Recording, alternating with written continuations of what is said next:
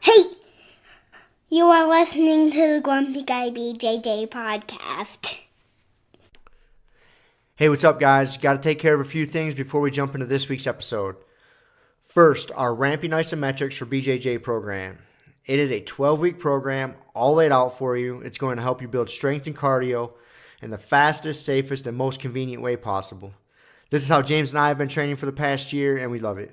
So we put this program together so you can just follow along, and we are certain you will see and feel the benefits that we do. It's only $15. Just go to grumpyguybjj.com, click the drop-down menu in the upper right-hand corner, and you'll find it. Next, R3. This is our K2 D3 supplement. It is a combination of those two vitamins, D3 and K2. These are two vitamins that James and I have been taking for a long time that really help us recover from hard training sessions. And for only $15 with free shipping, you get a whole month supply. I was going to pull up some studies explaining the benefits of D3 and K2, but I'm not going to insult your intelligence and pretend to be a fucking scientist. I take it. It helps me recover. That's it. So for $15, check it out. And last but certainly not least, we have partnered up with Jiu-Jitsu.com. They have a ton of awesome BJJ instructionals, and they have hooked us up with a discount code for our listeners. It's Grumpy10. So what you got to do is you go to Jiu-Jitsu.com, which is DIGITSU.com. Find the instructionals you want, throw them in a shopping cart. In the little discount code box, you type in Grumpy10, which is just GRUMPY and the number 10, 10. That's it, no spaces. Boom, you get 10% off. You're up and running. They got a nice app you can download on your phone. That way you can take your instructionals right to the gym with you, watch the technique, drill it. It's a pretty sweet setup. So once again, DIGITSU.com. Discount code Grumpy10, GRUMPY10. Simple as that. To find all this stuff I just got done talking about, go to our website, grumpyguybjj.com. Click the drop-down menu in the upper right-hand corner. There, you'll subscribe to our newsletter for podcast updates. You'll find links for the Ramping ISOs program, the R3 recovery supplement, and then under the programs and products tab, you'll find a link to Jiu-Jitsu.com. And let's be honest, if you guys can't figure out how to navigate a website by now, there's nothing I can do to help you. So quit fucking around, check it out, train hard, and let's get into this week's episode. 3 and boom. We're back. Yes. Once again. This will be episode 80. No way. Yeah, dude. That's crazy. 80 fucking weeks of this nonsense. It is kind of, that's insane. I don't know. There's not too many habits I've gotten into in my life that I do for 80 weeks straight without messing up here or there. Yeah. No, me neither, man. That's kind of impressive. Yeah, it is. But we had to squeeze a few in. So Yes. But we have put out a podcast every week. For 80 weeks. So, no, that's good, man. We deserve some sort of award. Maybe not. Maybe. I'm not sure what kind of award. I don't know either, dude. From who? A participation award. Participation We get a trophy. podcast participation Yes. trophy. Perfect. Everybody else fucking does, man. I want my right. participation trophy. That's right, man. So, I'm trying to in case you're wondering, I'm over here fucking with my phone. It's all good. I got on airplane mode. Maybe that's the problem. I got all sorts of problems. That's only one of them. So I woke up this morning and my back, I told you, my fucking back, I did something to it. I'm blaming it on Fat Adam. I was wrestling with him and came home and, he was... From Wednesday night? From Wednesday night. Yeah, he was smashing on me and shit. So, but anyways, I think I was working out Tuesday morning. I did banded ramping ISOs. And then I was doing some swings, and I decided to do the Indian club rotational swings to the side. And I was feeling all good because I was, blasting on my kratom. And so I got a mace thing that I do. Me and Nick at the end of the workout, I'll set a timer for it's 6 30-second rounds, and so I'll do a 360 one direction for 30 seconds. 360 the other direction for 30 seconds, then 10 and 2s for 30 seconds, and then I switch hands, and then repeat, and you got 3. So it's 3 minutes just straight. And I was like, man, I'm feeling good. Give me my 20. So I went and grabbed the 20-pound mace and was getting after it with that. And did you make it all the way through the rounds? Didn't have to sit the mace down at all? No, That's pretty good. Yeah, it's been. I'll have to try that. Yeah, it's a good little mix because you're not counting. You're not worried about counting. You just have to do the reps, and it works out to about. I mean, in 30 seconds, you're doing like 15 some odd reps, so it comes out to a decent number of reps you're pounding out before you put the mace down. But how was it? The 20 pretty tough? It was to hang on to at the end. That seems like your grip would really get fucking pretty small. You know, it wasn't that bad. I did, like with the lighter mace, I'll kind of like flow through my 360s. Like I won't, with the 10 and 2, I had to like, there was a definite like a pause. Yeah, you like, got to bite down on it for a second. Yeah, yeah, and then go for the next one. And that actually kind of gave my grip a chance to recover. And so as long as I did that, I was fine. But no, it was good. Yeah, the 10 and 2s, you don't get that break. You just got to keep going. But anyways, that derailed your story. No. But all that shit, man, and then rolling with Adam, and I'm sure it wasn't Adam's fault, but I do just like to blame shit on Adam. And then yeah, man, Wednesday night my lower back was a little tweaky, and it's been kind of bugging me. And so this morning I woke up at like 6 o'clock and I couldn't go back to sleep because my fucking back was bugging me. It was just stiff from laying there all night, so I had to get up and start moving. So I got up all early and got all motivated and made a bunch of notes for the podcast today. Nice. I told you I already recorded another podcast for Bike James this morning, and you got a lot of shit to say today, James. I guess I do. You're man. usually not at a loss for words, though. I might say. Yeah, I know. Much to everybody's chagrin. For sure. It's usually not a problem to get you going on something. So, no, man. I got some cool stuff. I got some good bro science shit. Sweet. That I found. But I did. I was thinking back. Man, I never talked about the Hinger seminar. Yeah, you did. I don't think I did. Or was did that I? just our personal conversation? Yeah, I don't think. Dude, no, you talked about it. When we like the Mona Plata and all that shit. Yeah, I fucking even titled one of the episodes, the Josh Hinger seminar. Nah, I don't know if I did.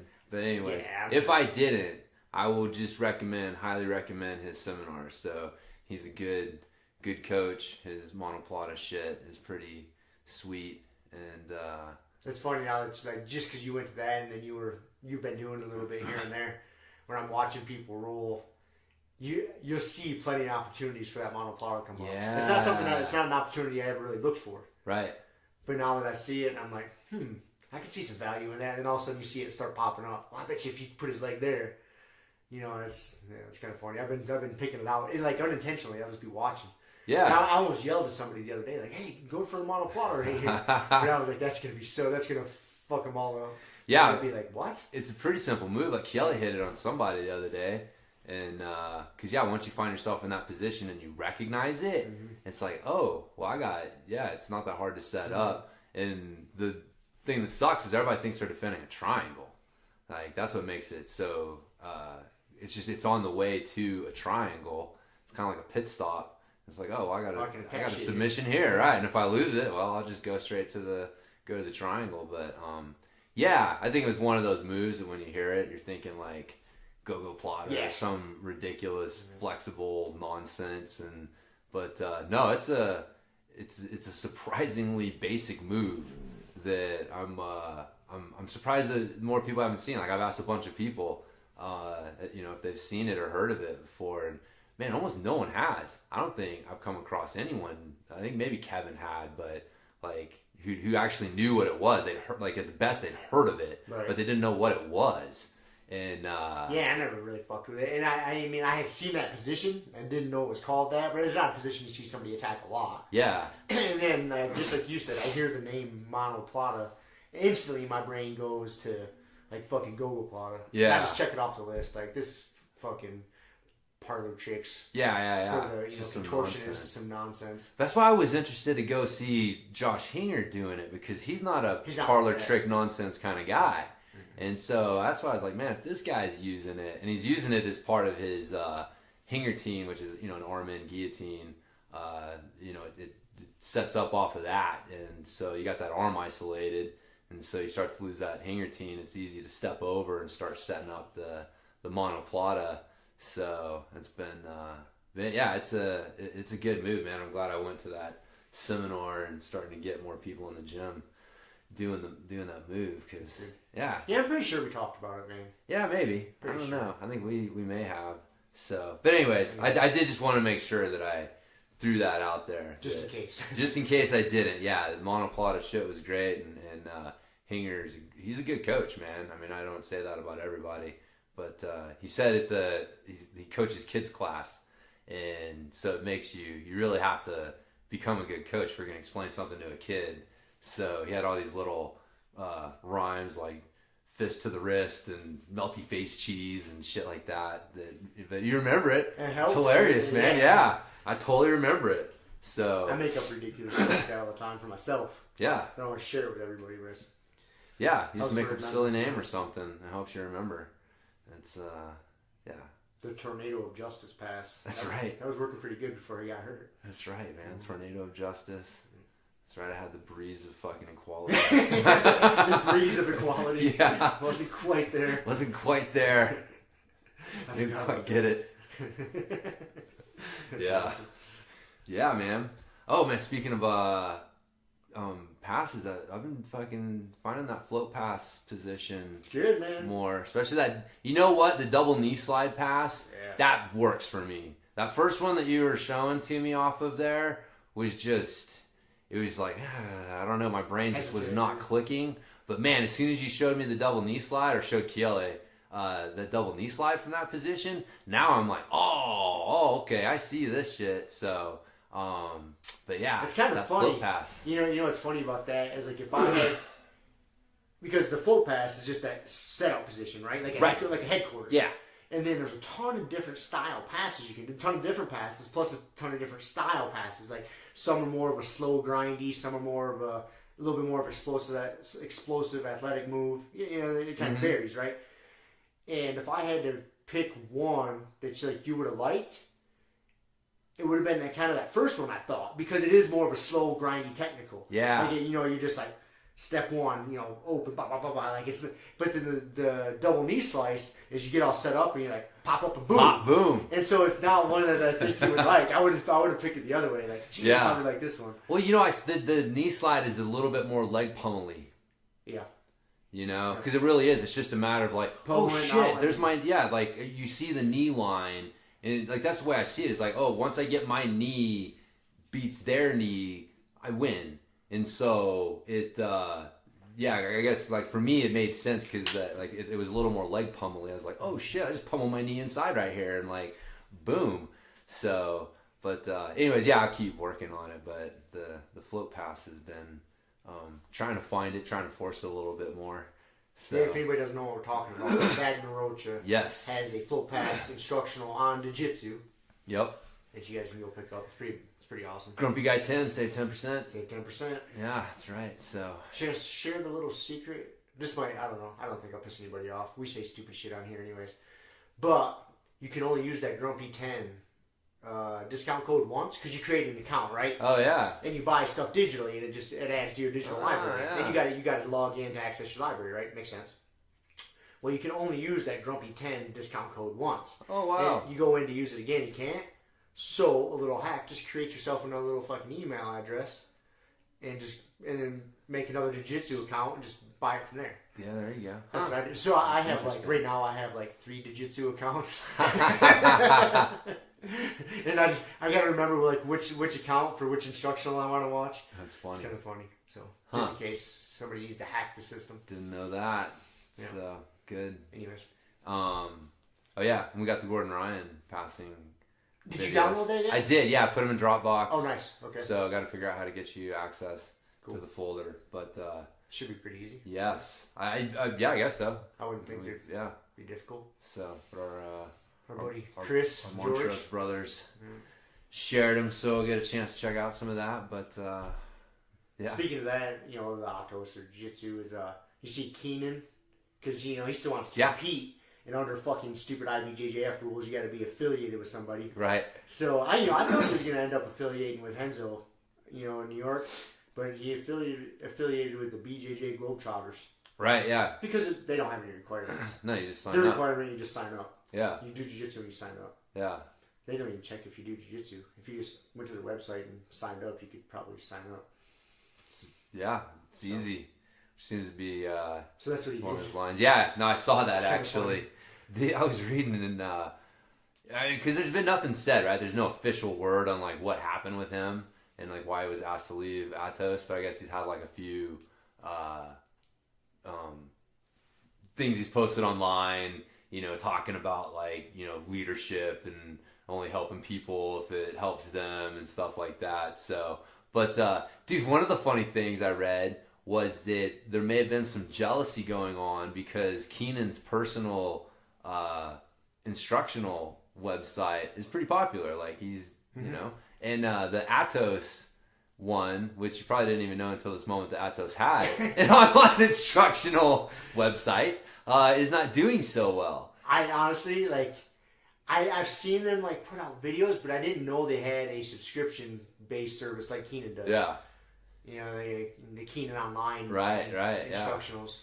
Yeah. I didn't know they had one. Yeah. That's funny. So anyways, I was again, this is complete rumor mill nonsense. I don't know what there is to it, but that is kind of funny. And you can, dude, human beings are funny, man. I mean, Keenan is, he's funny, he's successful, he's a good looking dude, he's got this fucking online thing that's killing it. Like, it's hard not to hate the guy. And you know what I mean? Like we pretend that human nature is different than that, but like we both know that it's fucking not, man. It is not. It's really hard not to be jealous of your lieutenants. That has like been, dude. It's just funny. Like looking back, like history is just strewn with stories of leaders who either didn't trust their lieutenants to their, and then you know didn't work for them, or lieutenants not feeling appreciated and feeling that they need to start their own, do their own thing, right? Yeah, man. And that's the hardest thing is like having strong personalities around you as a leader. But it's it's fucking human nature, man. It's funny. So it is funny. It is funny. But if that is one of the things that contributed to it, but when they read it, I was like, damn, I can totally see that. I can totally see them being jealous as fuck that he's killing it with his Worm Guard instructionals. But man, he's good. It works. Yeah, his ads are funny. Mm-hmm. Like he's a funny guy. He's figured some shit out, and so good for him. So BJJ Globetrotters at the moment. And yeah, just because there's really no requirements. Yeah, I think that's kind of what he said. What it is. Yeah, it's not. Yeah, so good for him. I'm glad there's an option for him like that, so that he doesn't have to join somewhere or whatever. It's like you just let him. Yeah, I was really curious because he started at Lloyd Irvin, right? You know, when he first started coming on the scene and fucking people up in competitions. Yep, he was a Lloyd Irvin guy. Yes, I don't remember exactly what happened with the split. Like if he split from them, it was during that whole the shenanigans. Was it the shenanigans, or was he just like? No, I mean, again, hold on. Going out there and trying to broaden his jiu-jitsu horizons. Don't quote, because I was just getting into jiu-jitsu around then, and so I was pretty like nerding out on the shit. I actually bought his first. I have it in here somewhere. Here we go, right here. Breakthrough Jiu-Jitsu Concepts. Dude, Mr. Keenan Cornelius. Young he looks in that. Yeah, dude. I think he just gotten his brown belt. That's funny. Or something, and so he or had his brown belt. Anyways, it wasn't even a black belt yet. Yeah, I think it was during the shenanigans because I think the whole Lloyd Irvin team basically broke up. Like, because he had a bunch of. They still exist. No, I know they do now, but like there was a point where like a lot of his bigger name guys didn't want to be associated with that, jump ship, and so they jumped ship, and that's why I like my understanding was that was when Keenan went over to Atos was during that whole nonsense. So, but yeah, I totally remember. I remember seeing some videos of him with Lloyd Irvin. Oh yeah, like instructional videos. And he looked young back then. Dude, he was young. He was a teenager. Dude. Yeah. I think back in the Lloyd Irvin days. Yeah. A long time ago, man. It's like almost 7 years ago. It's crazy to think about. Yeah. Fuck yeah, dude. There was something else jiu-jitsu related I was going to bring up. I don't remember off the top of my head. I don't think you probably saw it because you don't have ESPN Plus, but did you see the first season, I guess, what do you call it? Like, first episode of the PFL last night? The PFL is the Professional Fighters League, and it's MMA, but they run a season. Right. You know, well, they did it on last year was the first year they did it. This is the second year they're starting. It just started last night. It's on ESPN Plus. It's a pretty fucking cool format, man. They got the regular season, the playoffs, the championship. Yeah. And then you get, I think like the point system is like if you win, you get 3 points. And then there's bonuses. Like if you win in the first round, whether submission or knockout, you get an additional 3. If you do it in the second round, you get an additional 2, so on and so forth. So if you win and you knock somebody out or submit them in the first round, you get 6 points. And that's like the most points possible for a fight. And the points accumulate, you make it to the playoffs. Yeah. It's pretty fucking cool. I think so, yeah. But it's kind of weird. And at first I didn't have any idea why, but then I kind of started to rationalize it. There's no elbows. This is professional fucking mixed martial arts. And they are not allowed to throw elbow strikes, standing on the ground or nothing. And I was like, that's fucking weird. But then I was like, well, it is a season, and elbows cut like a motherfucker. Yeah. So maybe that's their angle. But they allow knees to the head. Yeah, I mean, I would, when you were saying that, that's totally what I was thinking. Elbows do cut. Elbows cut. Yeah, man, they're definitely different. And it's hard to heal up. You get a nice big gash on your eyebrow. Yeah. You can get stitches and shit. It's hard to heal up in time until you're back training, trying to get ready for the next fight. Yeah. So that was the rationale I came up with. That must be the reason. Makes sense. But anyways, it's pretty fucking cool. They're doing that squirrely shit, though. I don't like... They do... Because it's not even a pay-per-view. It's just an event. And they did, like, the first however many fights on ESPN Plus. Yeah. And then, like, the last couple fights of the night, they switch over to ESPN 2. Oh. It's like, you motherfuckers. You know, because I don't have cable. You know, or DirecTV or anything. But luckily, my dad gives me his login for his Dish Network or whatever. And so I can just pirate that and just go over there and use his login. The Eickhoff family password sharing. Sharing. Oh yeah, they use my...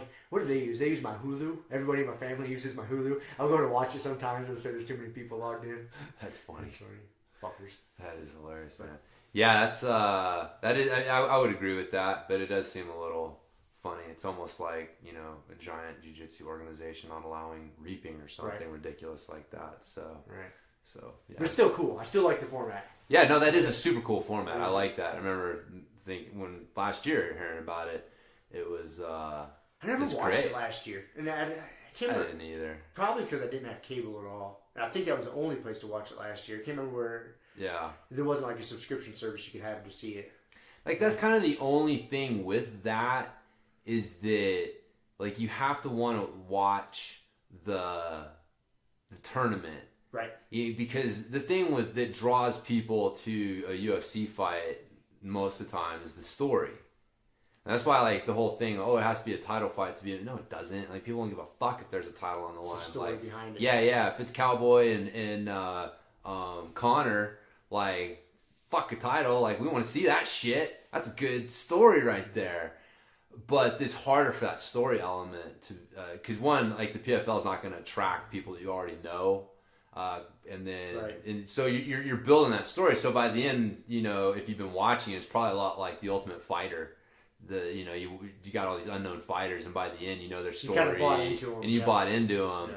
But there's that's kind of the hard thing. Is like you got to start watching it to build the story. They're not building the story and then selling you on it like the UFC fight. So it's a little easier, you know, for me to watch a UFC fight and be like, oh man, the PFL's on. I gotta make sure I set my clock or whatever to watch that shit. Well, see, I made that decision because I like it. I was like, you know what, I'm gonna follow it this year. So I kind of forgot it was coming on last night, and then it popped up in like an email or something. I was like, oh yeah. So I kicked on the ESPN Plus, and I'm gonna follow that shit all the way through. See how it goes. And because it's a year, or from now until the end of the year, the finals, the championship fights are on New Year's Eve.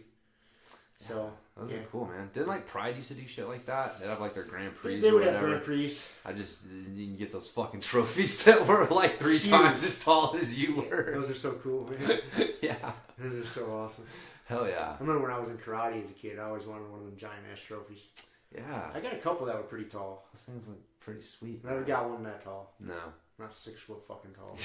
That would have been cool though. It would have been cool. Yeah. I know. I got a bunch of small ones for soccer. Yeah. But never a big giant one. So, anyways. Guess we should have tried harder. Should have tried harder, man. We should have. Did you see the completely unrelated note? Did you see that psychedelic mushrooms got decriminalized? It's not all in Colorado, right? Just in Denver City? It's just Denver, yeah. Or Denver County, so or whatever. Decriminalized is basically, it's not legal. It's not legal. They just aren't going to fucking throw your ass in jail and try and ruin your life forever. Basically, the legal words I've read put to it is now that it's decriminalized, it would be against policy or the law for the city government to use any resources to pursue any grief for you, concerning psychedelic mushrooms. Yeah, they cannot put any employees' efforts, any time, any money towards suing somebody or pressing charges on somebody for mushrooms. Right. So that's really all it is. Yeah. They're just kind of, it's one of those things that this is the first step. They'll still take your mushrooms. They'll take them.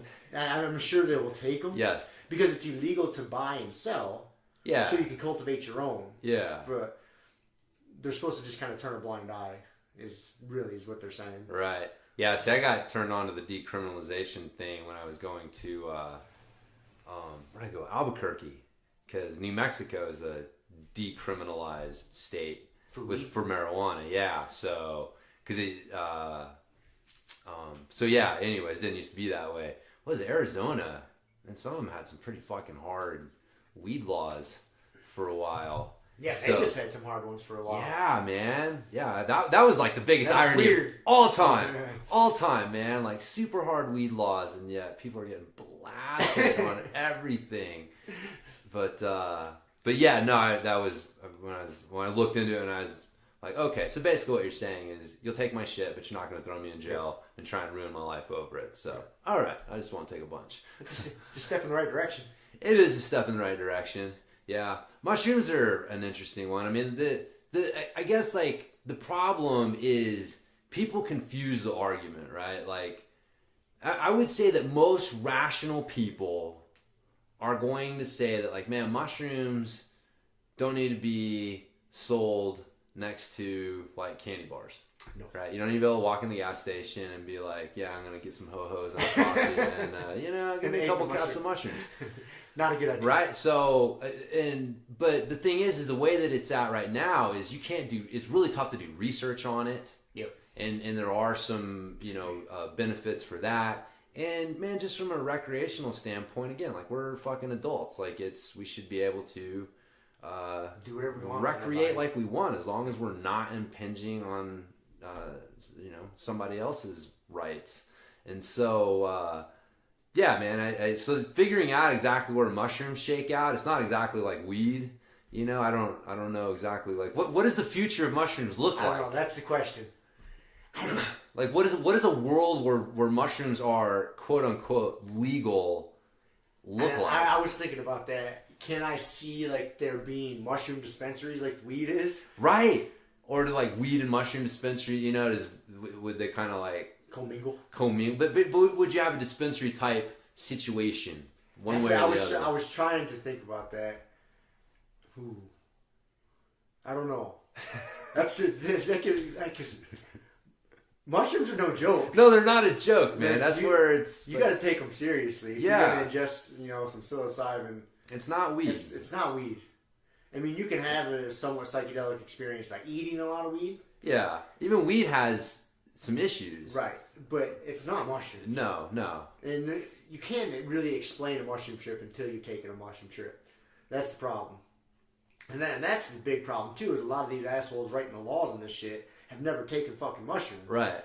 That should be a requirement. That's what the law they should have passed. Like, okay, these things are decriminalized. Now when we start putting policies in place, everybody writing and reviewing policies needs to go on a mushroom trip and then report back to us. That's the fucking move. That's the only way proper policies are going to get written. If you fucking have a psychotic break, you obviously you shouldn't have been writing policy for us. Writing policy for us. Simple as that. Yeah. And then do it in a controlled hospital-like environment. Hospital-like. Padded room. And some video games. Yeah, man. No, I think that there's definitely a something. I mean, we've said it before, dude. If everybody did mushrooms, smoked weed, and did jiu-jitsu, man. You talk to God, you get paranoid, and you get your ass kicked on a regular basis, and You'll be doing all right. yeah, things would be a lot smoother for more people. But yeah, I don't know what that future looks like. It's going to be interesting to see. Yeah, we'll see how it sticks. But it is funny, man. Like, there are some areas of Denver you're wandering around, and you're going like, really? They really needed to like fucking legalize mushrooms for these motherfuckers? Like, Denver's an interesting city, man. It is an interesting city. They've got an interesting culture. They do. So I like it. You have to, man. Most of Colorado does. Most of Colorado, yeah. It's got a pretty interesting culture. Yeah. Yeah. It is definitely a different. Well, on this side, it's kind of funny, though. On this side of the mountains, on the western slope, it's a weird mix over here. Yes. There's quite a few people like us that we're kind of hippie-ish, you know, when it comes to all that stuff, but there is a lot of fucking hardcore MAGA hat wearing, Bible thumping, gun toting people on this side of the mountain. Yeah, dude. there's no dispensaries in this town. Yeah. I mean, so it's weird. They want to raise our taxes, but they won't fucking put in a dispensary, man. It's fucking ridiculous. So like, that's ridiculous. literally what we're dealing with. So, yeah, no, I know it is a weird mix over here because you got a lot of transplants, people moving in because it is a beautiful place. Cost of living's not absurd, and but yeah, a lot of the people that were born and raised here are definitely of the all you need is Jesus ilk for the most part. All you need is Jesus. All you need is Jesus, which I don't mind. I don't mind those people. The only problem is like when you start like trying to enforce on me that all I need is Jesus. You think that? You want to tell me that? You want to have that discussion? Man, that's fine. But now you're going to start passing laws and trying to legislate morality based on your all you need is Jesus bullshit? It's not like, come on, man. That's not cool. That's not cool. Not very Jesus-like. It's not very Jesus-like. So, anyways. Not that I pretend to speak for the man, but I'm going to fucking assume. Speaking of gods. Yes! You know, so I'm reading the Iliad right now. Yeah. Dude, I like those old fucking books, man. I got through... The introduction was dense. Like, so... You actually read the introduction? Yeah, I wanted to. Okay. I think the translation I got is by...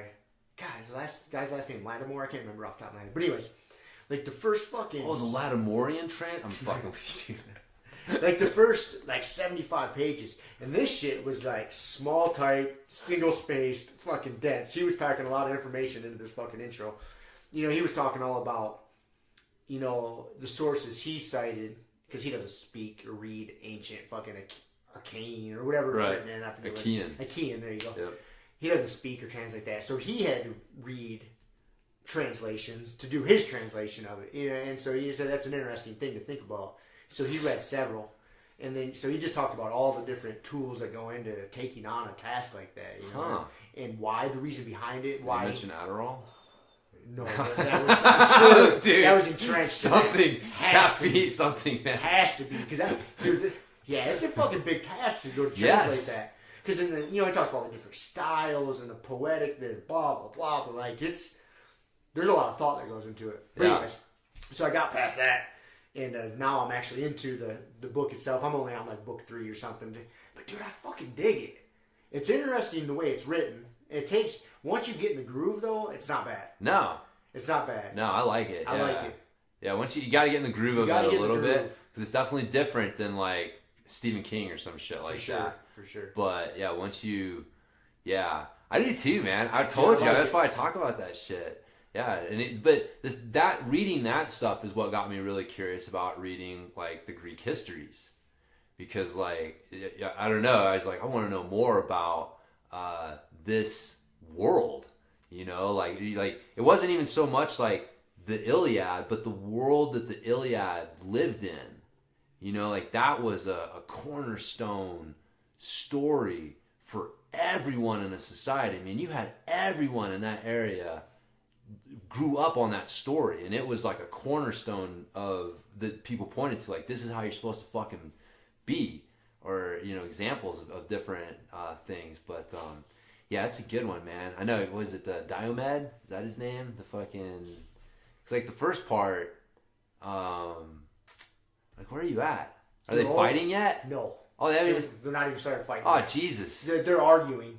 over the, Right. he didn't accept the ransom for his daughter, blah, blah, blah, and so and he went to, Achilles went to the god and was all sad, and they're going through all that fucking rigmarole right now. They haven't started fighting yet. They're close. But they haven't Oh started my fighting god, dude, that is hilarious. That's hilarious. I forgot about that. That's right. So they're arguing over who gets to keep. They go and sack a city, basically. Yet. Yep.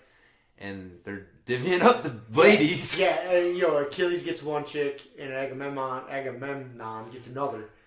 And it's like, I think it's Agamemnon's daughter that Achilles got, or some shit. It's weird. It was one of somebody's daughter. I forget whose daughter it was. Yeah. And he went to go, but he refused to pay ransom for it. And then he just demanded her back. And then then he sent a couple of goons to come take her back from Achilles, and he gave in and gave her back.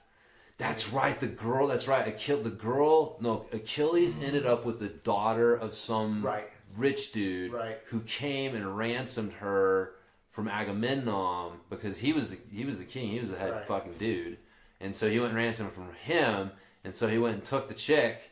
And then he wouldn't give Achilles anything in return. Right. And Achilles was like, hey, man, you took my girl that we went and killed her whole family and kidnapped her. I think that you should not be able to keep the girl that you kidnapped. Nope. Agamemnon was like, fuck off. And so that's why he spent the first, that's right, the Trojan War lasted 10 years. And he spent the first 9+ sitting on the sidelines because of that. Because of that. Pouting over chicks, kidnapping chicks. I remember that. I'm like, how outrageous is this? Like, from a 21st century standpoint, looking back on that, just like, again, you can't judge. There's no moral judgments being cast. It's a different time and place. But when you just sit back and you really think about it, like, holy shit, they burned down a city, they killed everyone that these chicks knew, and they kidnapped them. And then, well, not everybody, now they're trading them back. And now they're like trading back and forth and arguing over them. Like, wow, I lost my slave chick, so you should lose your slave chick. It's like, no. It's crazy. It is crazy, man. But it's a good book. It is, dude. I like it. I don't know, man. Just, you get into the groove of reading it, and I dig it. Yeah. I like it. Yeah, it's a good story. They knew how to tell a good story. They did. So, that's why, it's a good movie, too. Even if Brad Pitt's in it. Brad Pitt's fellow brother from Oklahoma. So. Okay. Yeah, random shit. Random. Yeah. Just random. Wasn't expecting that. No. People don't know. Speaking of random shit. I think that's all the other random shit I had. Is that all your there was something shit? else that I'm sure will come in my head at some inopportune time, and I'll blurt it out like I got fucking Tourette's. But I got some bro science. Actually, I took a note when there was an interesting thing with Dan John when I had breakfast with him. He hires a personal trainer. Really? Yeah, he has a trainer. And the reason is, he's like, man, I need somebody to make me do things that I wouldn't do myself. That's a perfect example of what we talk about all the time, is knowing yourself. Yeah. And knowing where there's your weekend, and then figuring out, hacks for that. Yeah. And apparently that's where he's like, I don't want to do this.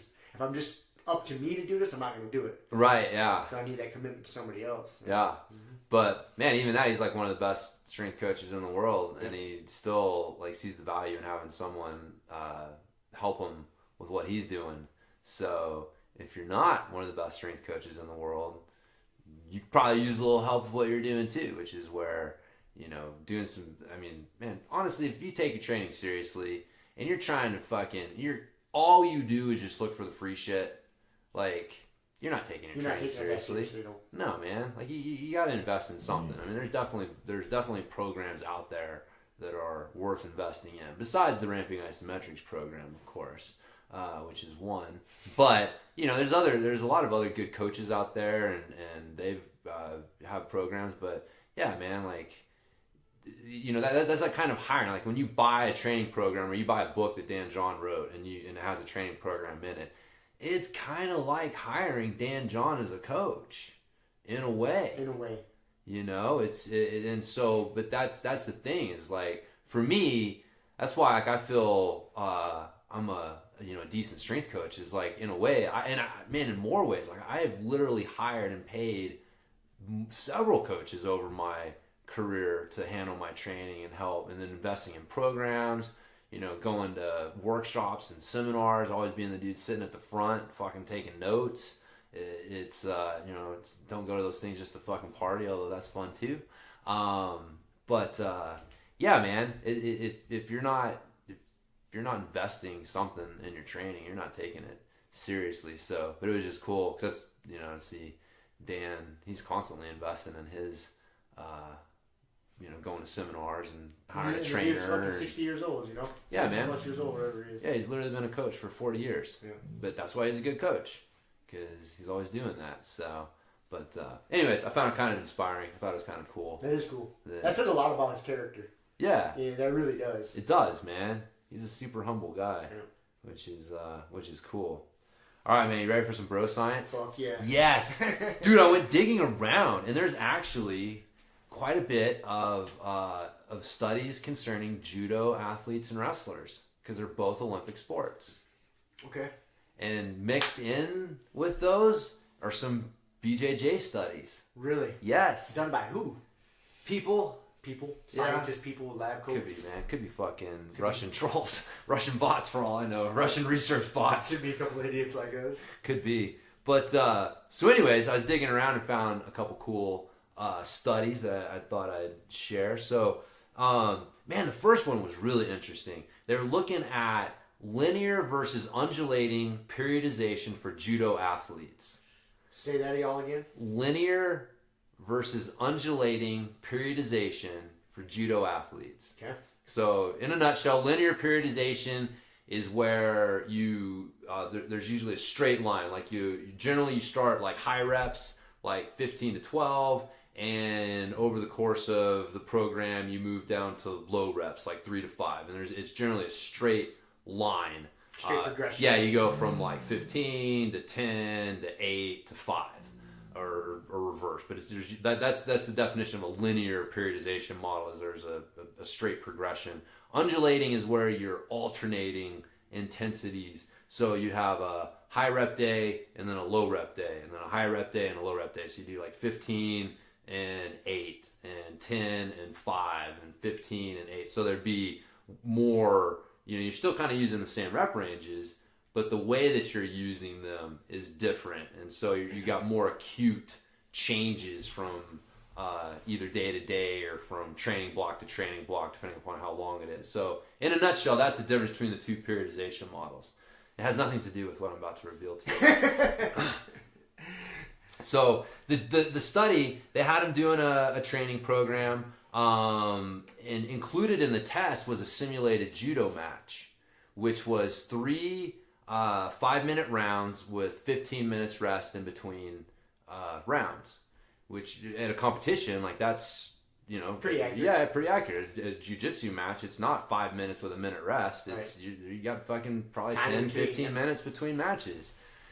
So the simulated judo test was part of their testing protocol, and the other parts were your standard strength, power. They were, measuring like, increases in circumference of like their forearm and isometric strength. They're having them hang from like a judo gi on a bar and, testing their, how many reps they could get with 70% of their 1 rep max on the bench press. It was like pretty legit, some jumps and things, body fat and mass and stuff. And so what they found was both of them had the same effect as far as increasing everything. So at the end of the 8 weeks, both programs had pretty similar effects on those. They saw increases in power, strength, decreases in fat, increases in size. So standard stuff. Here's the crazy thing: they saw no difference in the simulated judo matches. None. They were like, there was no difference in RPE. From their observation, there was no difference in like their how do they put it? Their technical action. The quote was, there was no change in RPE, physiological response, or technical action during the simulated judo matches.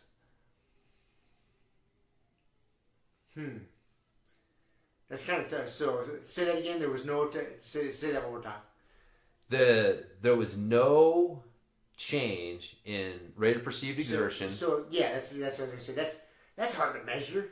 No, it's not. The rate of perceived exertion, perceive is just your perception of it. I mean, how do you don't fucking measure that? That's just... No, you do. RPE is a completely legitimate measurement. Is it? Yeah. Well, do they measure heart rate or something? Well, no, but the physiological response was the heart rate and stuff. Like your RPE, so if you go in there and you do a judo match in like 8 weeks prior, you're like, dude, that was an 8. And then you come back and you're like, man, that was like a 6. You know? Like that's the, or you're like, that was an 8, and they noticed that, you know, your physiological response was better or your technical action was better. So at the same effort, at your same perceived effort level, you had a higher output. See, RPE is super important because what do you use when you're rolling? Do you use a heart rate monitor? You use RPE. RPE. Yeah. So it's super important. It's actually... I know it's important, but like as far as... It's, I guess, I mean, honestly, I'm not schooled in it enough. But even just in the name itself, rate of... Right, well, of course it's subjective. Like, of course it's subjective. So it's not like a concrete measurement. No, but that's why it's only one thing. Bothering. That's only one thing, though, that they measure. Okay. But that's why they measure that with athletes, is like, what is your RPE? Because it does give them an indication of like, okay, how hard do you feel you're working? And then we can look at these other numbers and see like, how hard were you and are you? Like, what's the output from this effort level from you? And so, like, that's the goal, is you get to where we always talk about it. Like, if you bump your 80% up, your 100% will increase as well. Right. So, like, if you increase your capacity at an 8, right? Like, that's the thing. It's like where you used to have to go to a 10 to do that. Well, now you're able to achieve the same damn thing at an 8. Like, we know that you're improving. But if all we're looking at is the output, well, the output's the same. Okay. Right? But your RPE helps tell us that, well, you know, you are improving because it doesn't feel as hard. Right. It took you a 6 to do this many such and such. Last time when you were at a 9. Right. Exactly. Okay. Yeah. So anyways, when you add it in with that, you know, it becomes valuable. So, but anyways, I mean, just on a side note, I think RPE, like, people need to use it more. You know, they pay too much attention to heart rate during training, and then they don't use heart rate when they compete, right? And so, well, like, there's a disconnect there. Like, if you use RPE when you compete, you should be using RPE when you train, and, you know, maybe using heart rate as a way to, you know, look at output and help. But yeah, you should be measuring it based on RPE and not fucking heart rate. Like, heart rate based training is really flawed that way. But anyways, so their conclusion, like the conclusion of the study, was that the short-term physical gains from the program did not transfer to the match conditions. And so, man, it's fucking interesting. It is interesting. So, what that got me thinking was fight camps. How long's a fight camp? 8 weeks on the average. Yeah.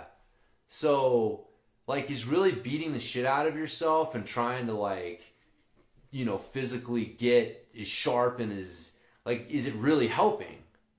Is it? Well, you know, there's people that argue that. Right. Yes. They're I've heard high level guys, you know, at the highest level argue like the idea of a fight camp is fucking stupid. Yeah. You should just be in shape and ready to go all the fucking time. Yeah. If you're you can ramp up, you know, a little bit here, but like, yeah, just to beat the fuck out of yourself for 8 weeks and then like it just. I kind of agree with it. I think it's kind of a piss poor mentality. Yeah. I really do. Yeah. I think that's kind of what the study's saying, is like any changes, any physiological changes you're making in 8 weeks are not going to manifest itself on the mat, like in competition, at game time. And so, yeah, if you're trying to use your fight camp to get in shape, well, fuck you. You shouldn't be doing that. I don't know. There's different schools of thought on that. There's 2 schools of thought. You know, some people use that 8 weeks to get in shape, very little technical training. I mean, just keeping the short sharp. Right.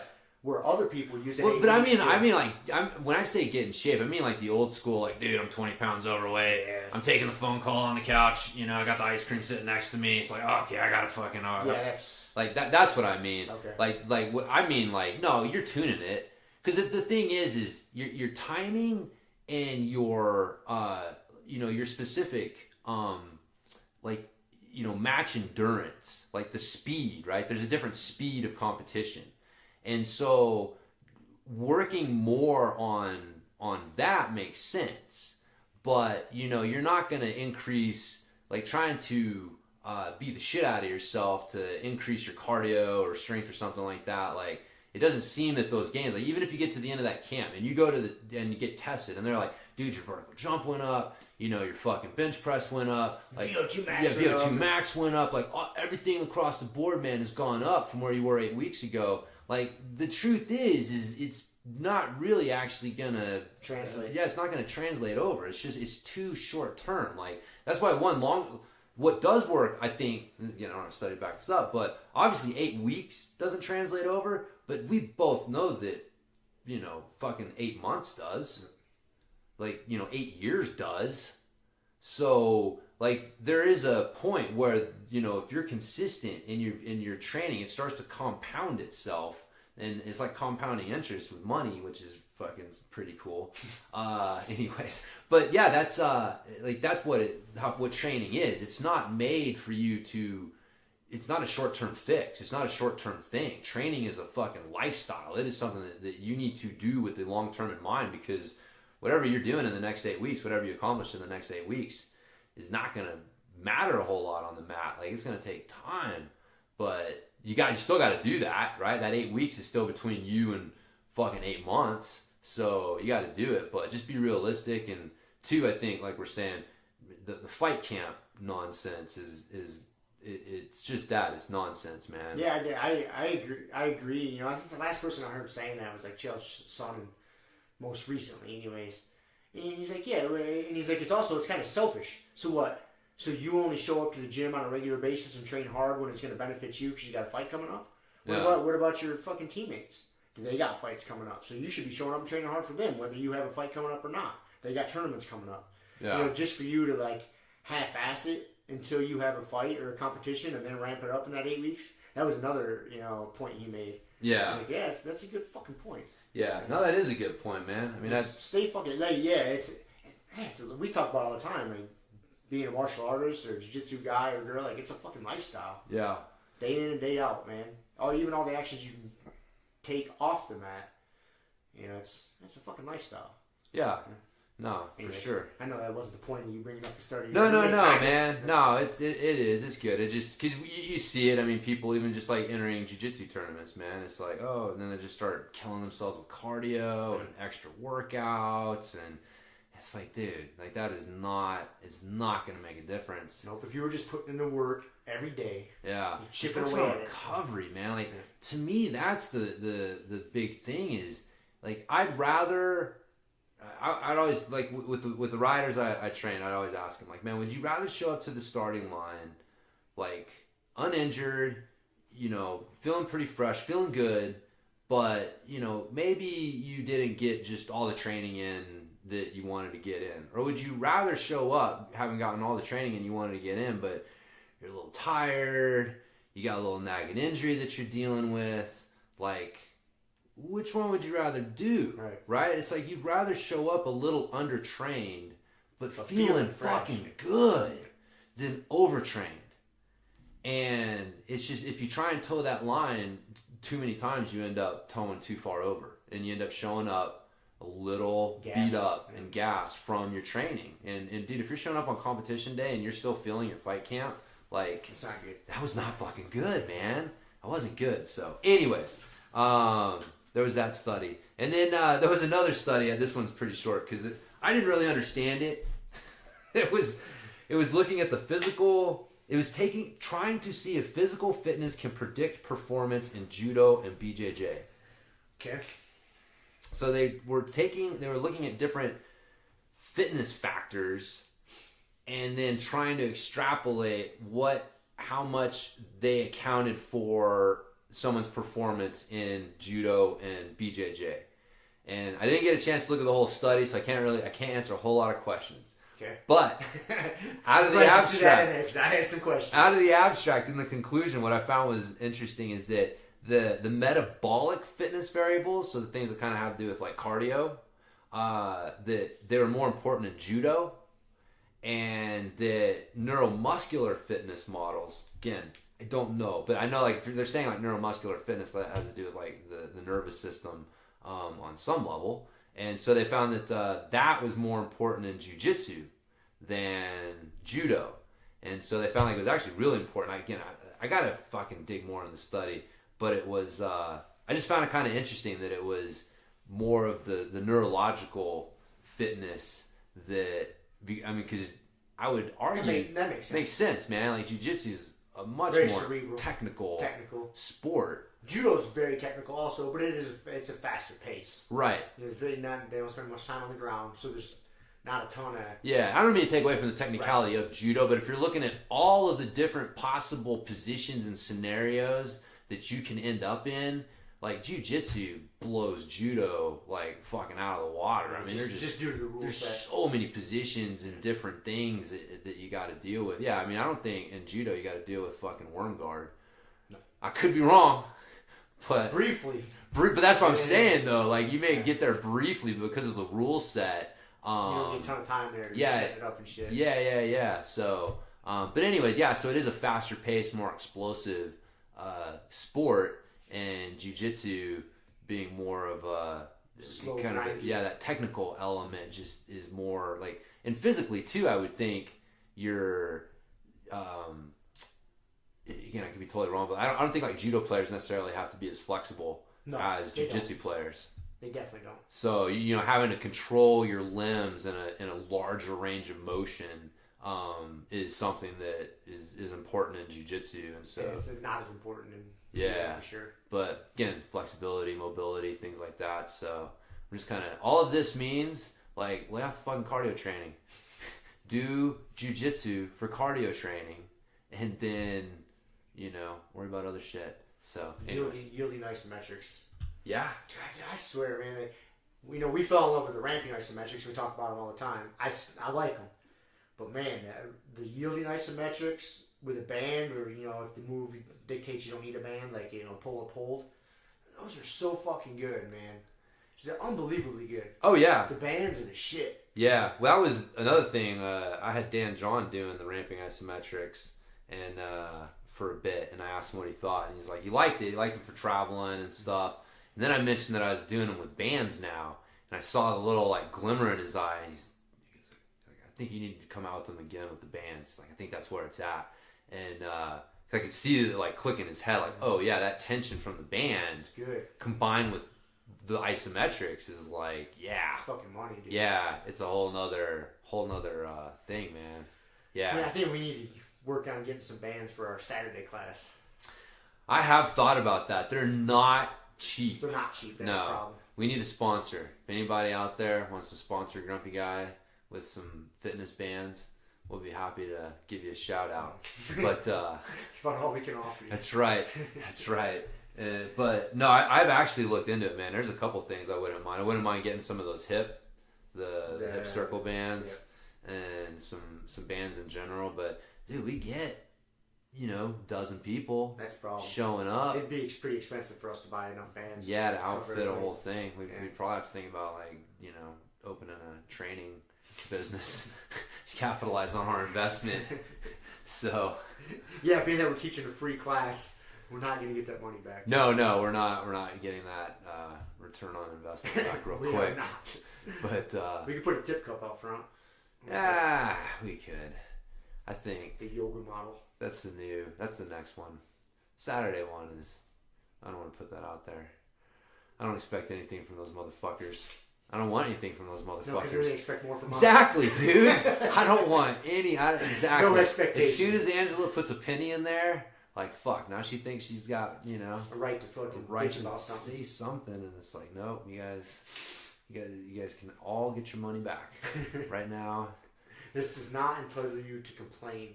Maybe we should put that on there. Give us money, but don't complain. Yes! Yes! That's what we got to put on there. That'd be perfect. Okay. Well, we're working towards it, man. Perfect. So, we'll do what old girl does and my smudging lady. Put the shoe out. The tip shoe. The karma shoe? The karma shoe. So, anyways. So, yeah, that's all I got on bro science and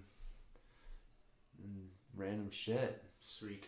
Yeah, a bunch of other random shit. I didn't tell you yet. I'm headed back to Michigan in a couple weeks. Oh yeah. Actually, like a week from this Sunday. Nice, man. I'm gonna cruise back to the good old hometown and see mom and dad. Visit the folks. Good. I'm excited to see the folks. I'm not excited about going back to Michigan. Makes you happy to come back home. It does.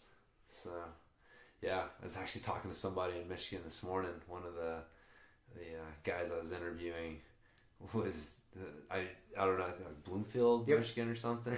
So, but I told him about you because he said he had a friend who came out to Colorado to visit and then moved back, and he was there for like a week and sold everything and moved to Colorado. I was like, that's kind of what happened to my buddy Rob. Pretty similar. Came out here to be a ski bum and tried to go back home and decided it wasn't going to work. Yep. So that happens a lot. Yeah. Especially people from Michigan. Yeah. Because once you see the Rocky Mountains for the first time, you're like, why in the fuck am I living in a place like Michigan or Iowa when I can live in Colorado?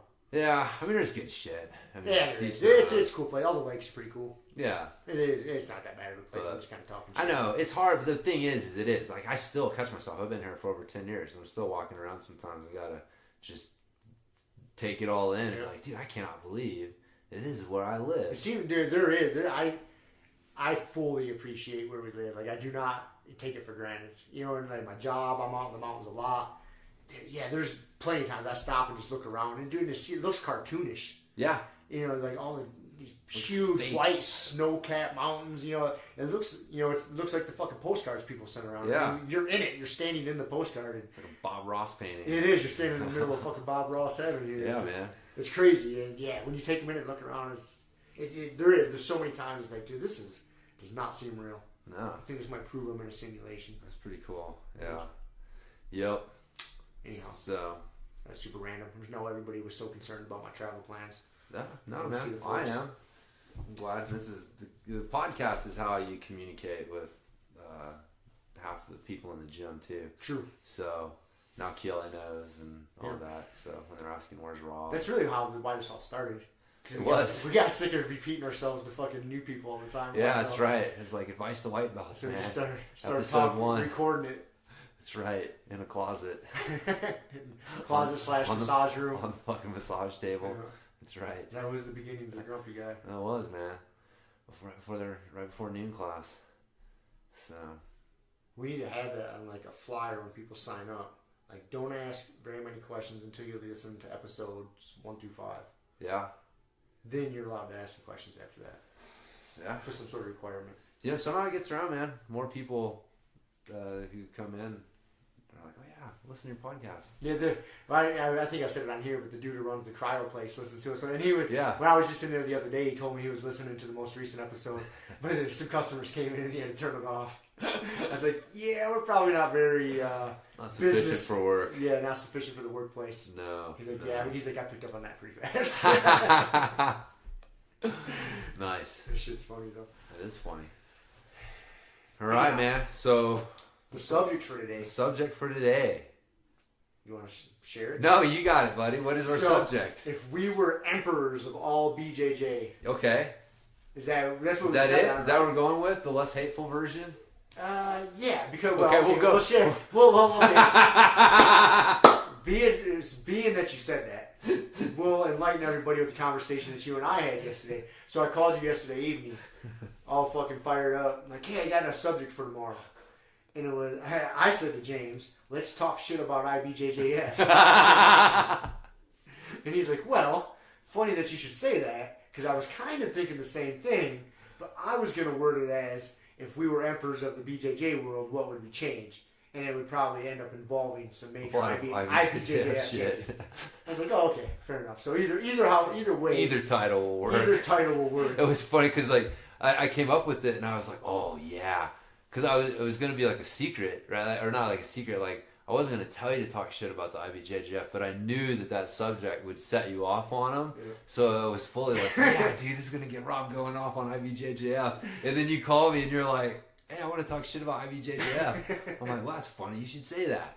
So, anyways, yes, that is what we're discussing, is if we were able to fix the jiu-jitsu universe, which there's a lot good about the jiu-jitsu universe. There is. But I would say that if there's one kind of like weird little elephant in the room, it's that the IBJJF. is got some freaking issues. Yeah. And well, you know, it's funny that you say that because so like I called you or just explained that conversation to everybody, and then when you said the Emperor thing, I was like, well, that's a good way to approach it. So when I sat down last night, I thought it was gonna be super easy. I was like, okay, if I was Emperor of this Jiu-Jitsu universe, what would I fix? And then so I was trying to think of non-IBJJF things, so I didn't just shit talk them the whole time.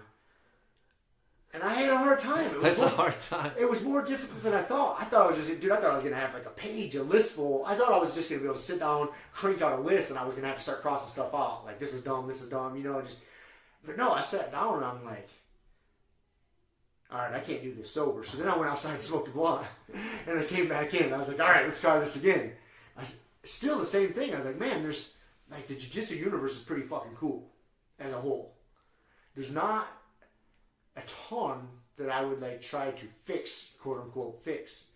And yeah, but anyway, so it ended up devolving back to shit talking IBJJF. Yeah. You know what's funny though is a lot of the stuff outside of IBJJF came about because of people not liking IBJJFs. Like a lot of the, you know, like the EBI, which, you know, and a lot of the submission only tournaments. And, yeah, exactly. There was a lot of, so that I think that's probably the reason is like, you know, people are also looking like, well, how the fuck would I fix this? Well, they went and they've done some things. And so, like, I think the jiu-jitsu world, like you said, man, there's a ton of great things going on.